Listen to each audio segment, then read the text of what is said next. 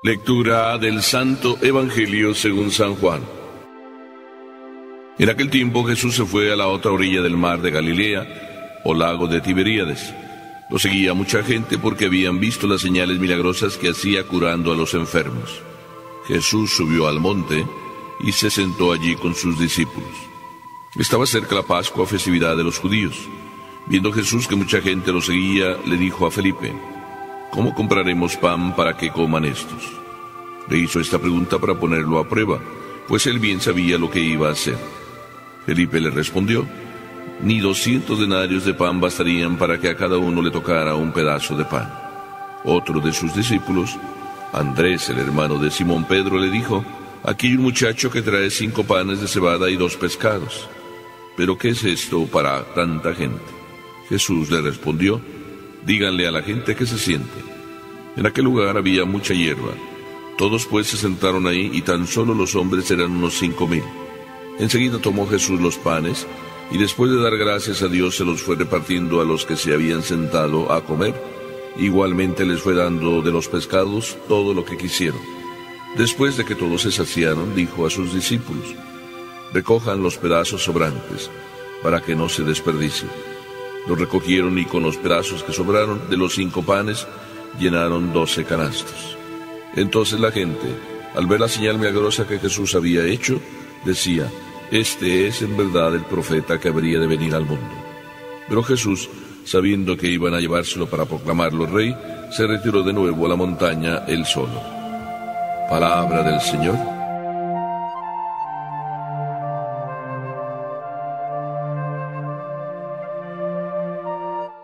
Ni 200, ni 5, ni 2 son la solución.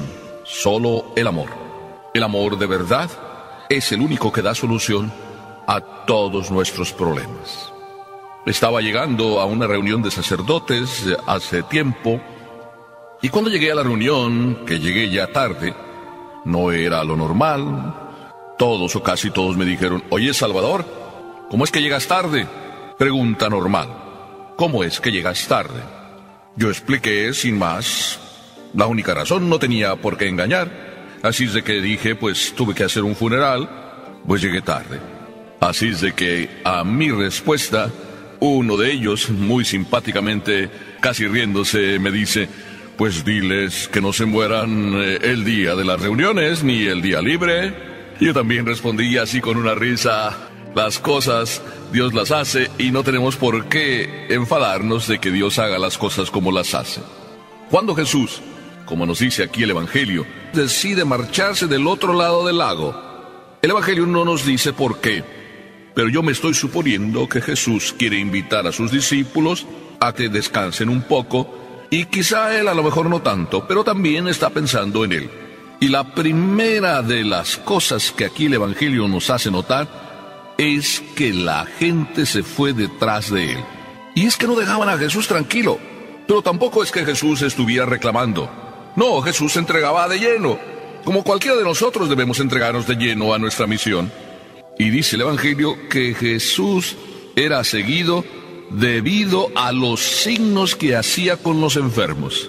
Oye, dime si no vienes muchas veces a la iglesia precisamente esperando los signos de Dios.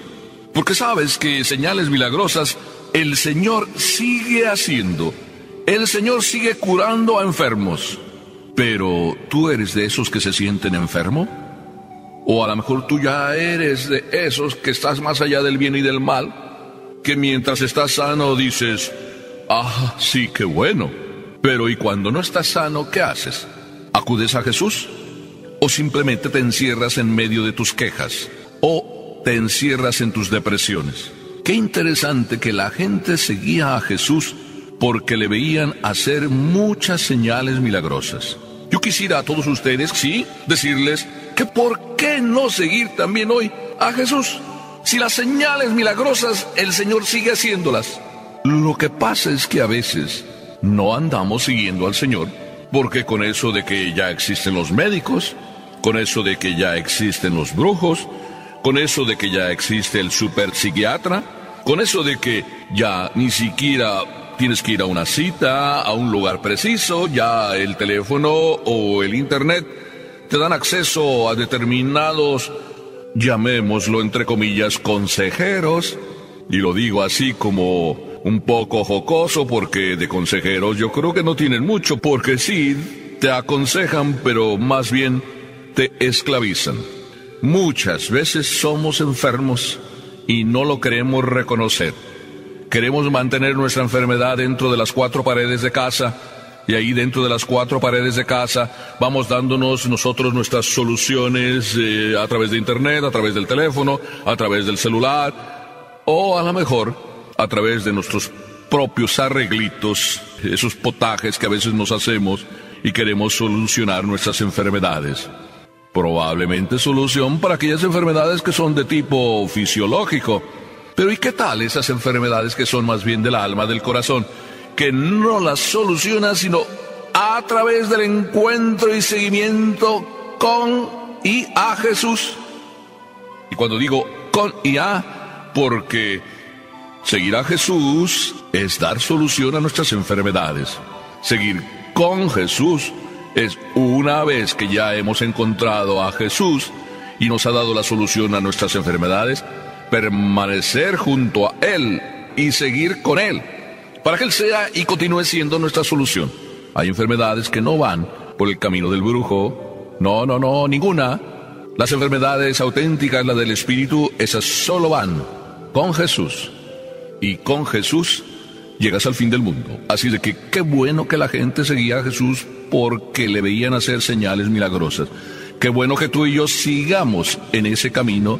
Alguna de las veces que le acompañes, la solución será precisamente un milagro. Otras veces simplemente por el hecho de estar con Jesús, ni siquiera enfermedades te llegan. Bien, pues, la gente seguía a Jesús, pero Jesús estaba queriéndose apartar de la gente y estaba queriendo llevar a sus discípulos del otro lado para tomarse un descanso, como si dijéramos el día libre. Y el día libre se les arruinó. Los discípulos pues iban y se sorprendieron de que la gente les siguiera. Jesús también, el Evangelio no nos lo dice, pero de alguna forma también se sintió sorprendido. El día libre se arruinó. Aquí podríamos decir la misma respuesta que me dieron: diles a tus parroquianos que no se mueran tu día libre. En tu día libre que haya precisamente la libertad de que nadie te esté molestando. ¿Eso es lo que Jesús quería? En el día libre que se había elegido para los discípulos, que nadie le molestara, probablemente estaba en su mente. Y sin embargo, los planes de Papá Dios para Jesús y para sus discípulos eran otros. Y el día libre fue el día del milagro. Ni 200 denarios, ni 5 panes, ni 2 peces fueron la solución para tanta gente. Pero sin embargo, cuando Jesús preguntó a los discípulos: ¿ustedes querían descansar? Miren, aquí viene la gente. ¿Cuántas veces los planes de nuestra vida son cambiados? Nos habíamos hecho una ilusión de que el día fuera de una manera y las cosas salieron al revés. Cuando Jesús dice a los discípulos, empezando por Felipe, Jesús ya sabía lo que iba a hacer, dice el Evangelio. Pero también quiso preguntar a sus discípulos a ver qué solución tenían ellos en el día libre de ellos. Jesús, cuando hay un cambio en la vida de nosotros, cuando Papá Dios hace un cambio en la vida de nosotros, Papá Dios ya tiene sus planes, Él ya sabe cómo arreglarlo, no te tienes que preocupar porque se te cambien los planes, nada más quiere y busca seguir a Dios, es lo que nos está diciendo el Evangelio.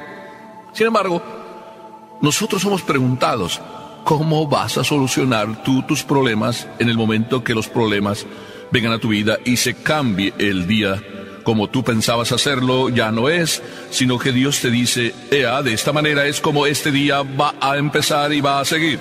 ¿Cuál es tu plan o tu actitud delante de este cambio? Es decir, ¿con qué actitud afrontas tú los cambios en tu vida que no esperabas? ¿Los afrontas pensando que con 200 denarios vas a tener la solución para el día? ¿O con 5 panes o con 2 peces? Si lo que ves venir es mucho más grande. Eso era lo que Felipe veía. Si 5,000, solamente contando los hombres, eran las personas que había ahí, las mujeres y los niños no estaban contados, 200 denarios no era nada, y 5 panes menos, y 2 peces menos todavía. Y sin embargo, lo que Jesús está preguntando, ¿cuál es la actitud tuya cuando hay algún cambio? ¿Es la actitud de pensar las cosas según los hombres, o de pensar las cosas según Dios, que es el que te está cambiando los planes? ¿Cuántas veces es mejor pensar así, en vez de angustiarte? ¿Cuántas veces pensando que es Dios el que te cambió los planes, en vez de ver cómo vas a arreglar los planes cambiados, pregúntale a Dios cómo Él quiere que los planes funcionen en vez de darle tú una solución? Y cuando sientas que Dios te pregunta cuál es tu solución debe ser la de simplemente decir, pues lo que tú quieras, Señor. Dime qué es lo que quieres que yo me pongo a hacerlo. Eso es lo que terminaron haciendo los discípulos. Sí, porque Andrés ya se había dado cuenta que había una persona con 5 panes y 2 peces, pero 5 panes y 2 peces ni siquiera de amor usa para 5,000 hombres. Así es de que, y esto es lo maravilloso, cuando Dios te cambia los planes, es el amor de Él, su ternura, su bondad, su providencia, su genial paternidad que va arreglando las cosas, te cambia el plan, y Él es el que tiene también el plan para dar solución a ese cambio. Me encanta precisamente que Dios todos los días me cambie el plan, porque me siento como más seguro cuando el plan me lo cambia, porque me siento que yo no soy el que estoy haciendo las cosas, sino Dios. Y cuando siento que Dios hace las cosas, me siento más seguro que cuando yo soy solo o me siento solo haciendo las cosas. No estoy jugando con las palabras. No, querido hijo, no juego con palabras. Más bien, me encanta que Dios juegue conmigo cambiándome los planes para hacerme sentir siempre que su mano bondadosa me acaricia en cada una de las cosas que voy haciendo, porque Él es el que me dice y trato yo de seguir lo que Él me dice. Ternura amable la de Dios, que ni con 200 denarios, ni con 5 panes, ni con 2 peces bastaba la solución para tantas personas. Lo que bastaba es nada más que existiera, y eso es lo que vivimos, el amor de Dios. ¡Qué maravilla!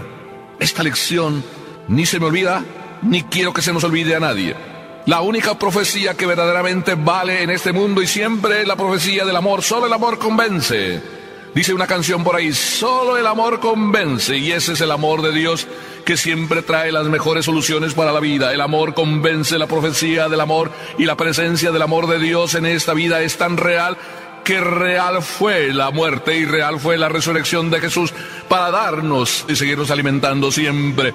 Hoy quiero decirte a ti, si ves que el plan de Dios fue cambiado en tu vida, alégrate, porque ese es el modo como tú vas a sentir más que Dios es el que actúa en tu vida, que no tú, y muchas veces con tus miserables soluciones, las mías, bueno, digo también, porque cuando uno pone el propio dedo, ¡ay! Cuántas caídas, cuántas miserias, cuántos tropiezos, cuántos problemas. Pero cuando el dedo de Dios es el único que va escribiendo, o el único que dejamos que mueva nuestra mano, y termina haciéndose lo que Él dice y lo que Él quiere, el amor de Dios convence. Esa es la profecía que mejor nos conviene vivir. Por tanto, qué bueno que ni 200 denarios, qué bueno que ni 5 panes, qué bueno que ni 2 peces funcionaron, porque esa es la solución raquítica del hombre. Mientras que Dios siempre tiene sus mejores y las más buenas soluciones.